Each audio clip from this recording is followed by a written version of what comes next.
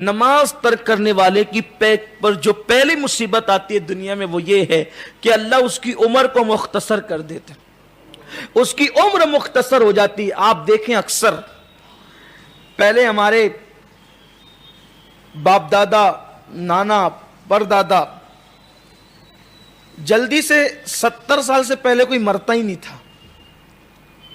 آپ دیکھ لیں اکثر، اور اگر میری بات پہ آپ کو یقین نہیں آتا تو بڑے قبرستان جائیے اور 50 سال پہلے کا آپ ریکارڈ اٹھا کر کے دیکھیے۔ خیر جس کی موت جب لکھی تبھی آئے گی، لیکن یہ نماز ترک کرنے کی نحوست ہے۔ حالانکہ ہر آدمی کم عمرے مرنے والا بے نمازی نہیں ہوتا، اکثر کی بات، حکم ہمیشہ اکثر پر لگتا ہے، جب بات ہوتی ہے تو اکثریت کے لیے ہوتی ہے۔ تو بے نمازی کی عمر شارٹ ہوتی ہے، بے نمازی کی عمر مختصر ہوتی ہے۔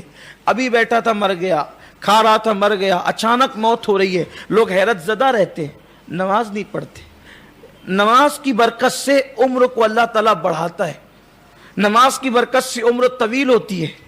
اور آپ کو بتاؤں، یہ تو سرکار نے فرما دیا تو ہمارا ایمان ہے، لیکن آج سائنس بھی کہہ رہی ہے کہ جتنی بہترین ورزش نماز میں ہوتی ہے اتنی بہترین ورزش آج تک کسی نے ایجاد ہی نہیں کیا ہے۔ بلکہ یہ بات تو مجھ سے کہا، ایک مرتبہ میں نماز جمعہ پڑھا کر مالیگاؤں آ رہا تھا، تو ٹرین میں سوار ہوا سیواگرام کے اندر، تو جب عصر کا وقت آیا تو نماز میں نے ٹرین کے اندر پڑھی، تو ایک خاتون وہاں تھی وہ جو ناگپور جا رہی تھی، تو جب میں قعدہ میں بیٹھا نماز مکمل کی تو اس نے کہا کہ سر ابھی آپ شاید نماز پڑھے تھے۔ میں نے کہا کہاں؟ اس نے کہا میں نماز جانتی ہوں لیکن دیکھا پہلی بار ہے۔ تو یہ جو آپ اس طرح بیٹھے ہوتے نا، جو جس کو ہم قعدہ کہتے ہیں، اس طرح جو بیٹھے تھے نا، ہمارے یوگا میں اس طرح بیٹھنے کی بڑی اہمیت ہے کہ اگر کوئی بندہ دن میں کچھ وقت اس طرح بیٹھے گا تو اس کو بد ہضمی کا مسئلہ پیش نہیں آئے گا، ڈائجیشن پرابلم اس کو کبھی نہیں ہوگا۔ تو ہم لوگ اس کی جو ہے وہ لوگوں کو ترغیب دیتے ہیں اس طرح بیٹھنے کی۔ ہم نے کہا ہمارے نبی نے 1450 سال پہلے ہمیں یہ عطا فرمایا۔ پھر اس کے بعد اس نے بہت سارے سوالات کیے، بہت ساری باتیں میں اس سے، تو وہ بتا رہی تھی کہ وہ لوگوں کو یوگا سکھاتی ہے، وہ ناگپور سے ممبئی آئی ہوئی تھی اور وہ واپس جا رہی ہے۔ پھر میں نے اس کو بہت ساری اسلام کی باتیں بتائی۔ بات اتنی ہے کہ ہمارے گھر میں سب چیزیں موجود ہیں، ہمارے مذہب میں سب چیزیں موجود ہیں، لیکن دوسروں سے لینا ہمیں اچھا لگتا ہے، اسلام نے جو دیا ہم اس کی طرف توجہ نہیں کرتے۔ تو اگر انسان نماز پڑھے، آپ بتائیں نا مجھے، ہمارے یہاں قرآن بھی پڑھو تو تلفظ سے پڑھو، یعنی کہ جب آپ سے ادا کریں گے سا تو یہ زبان کی نوک جو ہے وہ ثنائے اولیاء کے کنارے پر لگے گی۔ اب آپ مجھے بتائیں کہ اس شان سے کہ کوئی ایسی ورزش بھی ایجاد ہوئی ہے کہ جس میں زبان کے لیے بھی حرکت ہے، زبان کے لیے بھی جو ہے وہ ہے، جب آپ دعا ادا کریں گے تو پھر زبان کا کنارہ جو ہے وہ داڑوں پر جا کر کے یوں اس طریقے سے جا کر کے اس کو چھوئے گا۔ آپ بتائیں کہ کیا کسی مذہب کے اندر ہے، کسی ورزش کے اندر ہے؟ اللہ اکبر، دانتوں کی اور زبان کی ورزش بھی جس مذہب کے اندر موجود ہو، آج مسلمانوں نے اس کو ترک کر دیا ہے، میرے پیارے آقا صلی اللہ علیہ وسلم کے پیارے دیوانوں، لیکن کبھی ہم نے اس طرف توجہ نہیں کی۔ تو اللہ کے حبیب صلی اللہ علیہ وآلہ وسلم فرماتے ہیں جو نماز ترک کر دیتا ہے اللہ تبارک و تعالیٰ پہلی مصیبت اس پر یہ ڈالتا ہے کہ اس کی عمر کو گھٹا دیتا ہے، اس کی عمر کم ہو جاتی ہے۔ دوسری مصیبت جو اس پر دنیا میں آتی ہے وہ یہ ہے کہ اس کے چہرے سے صالحین کا نور اٹھ جاتا ہے۔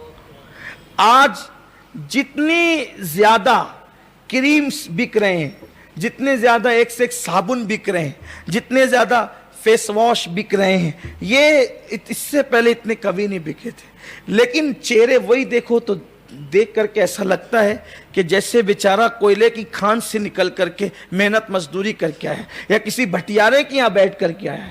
آپ دیکھیں تو چہروں پہ وہ رونق نہیں ہے، چہروں پہ وہ نور نہیں ہے، بے نور چہرے، یا ایسا لگتا ہے کہ جیسے برسوں سے بیچارہ غم میں ڈوبا ہوا ہے۔ وجہ کیا ہے؟ اللہ کے رسول فرماتے ہیں بے نمازیوں کے چہرے سے صالحین کا نور، حضور نے فرمایا صالحین کا نور اٹھتا ہے۔ دیکھو ایک ہے سفید چمڑی اور ایک ہے نورانیت۔ ہر سفید چمڑی والے کے چہرے پہ نور نہیں ہوتا۔ آپ نہیں دیکھتے انگریزوں کا چہرہ، دیکھ کر کے گھن آتی ہے نا، لیکن وہ جو ایک رونق ہوتی ہے چہرے پہ، انوار کی بارش ہوتی ہے چہرے پہ، تو نظر ایسا لگتا ہے کہ چہرے سے ہٹے ہی نہ، ایک کشش ہوتی ہے نمازیوں کے چہرے پر، تو حضور فرماتے ہیں کہ رونق روٹ جاتی ہے، رونق ختم ہو جاتی ہے، صالحین کا نور چہرے سے ہٹ جاتا ہے۔ اللہ کے رسول علیہ السلام کا ایک فرمان اور بھی ہے کہ سجدے کی برکت، اگر رات کے سجدے آپ نے کیے ہیں تو سجدے کی برکت صبح کو ظاہر ہوتی ہے، اور اگر آپ نے رات کو گناہ کیا ہے تو گناہ کی نحوست بھی صبح کو ظاہر ہوتی ہے۔ چہرے عجیب سے لگتے ہیں تو چہرے بتاتے ہیں، اور یہاں بھی اور قیامت میں بھی۔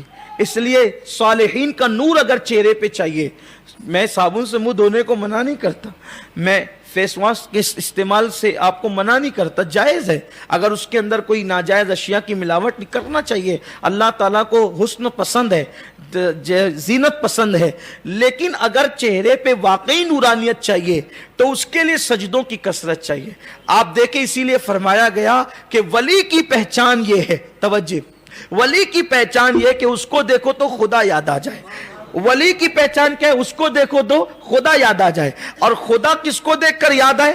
جب تک کہ وہ سجدہ نہیں کرے گا خدا اس کو دیکھ کر یاد نہیں آئے گا۔ تو پتا چلا کہ ہر ولی نمازی ہوتا ہے، بے نمازی کبھی ولی ہو ہی نہیں سکتا۔ نماز کی اہمیت ہے۔ فرمایا تیسری چیز،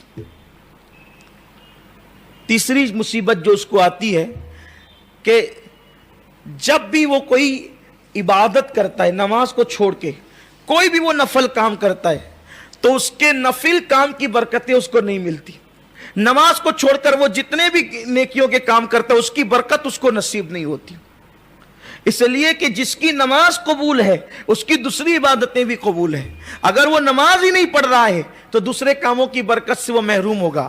اب یہاں بڑی معذرت کے ساتھ ایک چپتی ہوئی بات عرض کرتا ہوں کہ ہم فرائض کو چھوڑ کر نوافل کے اندر بہت محنت کرتے ہیں۔ بیمار کی عیادت کو جا رہے ہیں، ثواب ملے گا، مزارات پہ فاتحہ کے لیے جا رہے ہیں، ثواب ملے گا، قرآن خوانی کرانے ثواب ملے گا، نماز کا ہی ٹھکانہ نہیں۔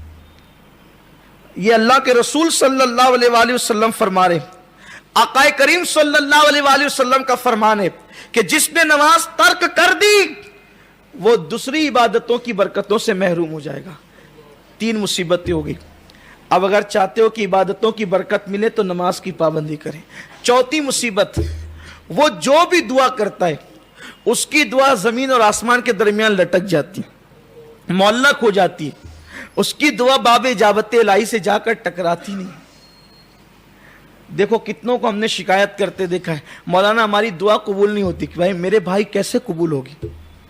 دعا قبول کیسے ہوگی؟ تو اللہ کی عبادت کے لیے کمر بستہ نہیں ہے، تجھے دوستوں کے لیے ٹائم ہے، تجھے کرکٹ کے لیے ٹائم ہے، تجھے گیم کے لیے ٹائم ہے، تجھے کپڑوں کے لیے ٹائم ہے، تجھے میک اپ کے لیے ٹائم ہے، تجھے بیت الخلا جانے کے لیے ٹائم ہے، اللہ کے گھر میں آنے کے لیے تجھے ٹائم نہیں۔ دعا کیسے قبول ہوگی؟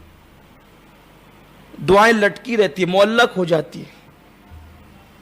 اچھا اب ایک اہم بات اور آتی ہے کہ چلیں ٹھیک ہے اپنی قبول نہ ہو، نماز نہیں پڑھتے، کسی سے کروا لیں، پیر صاحب آپ کر دیں، ابا جی آپ کر دیں، استاد جی آپ کر دیں، امام صاحب آپ کر دیں۔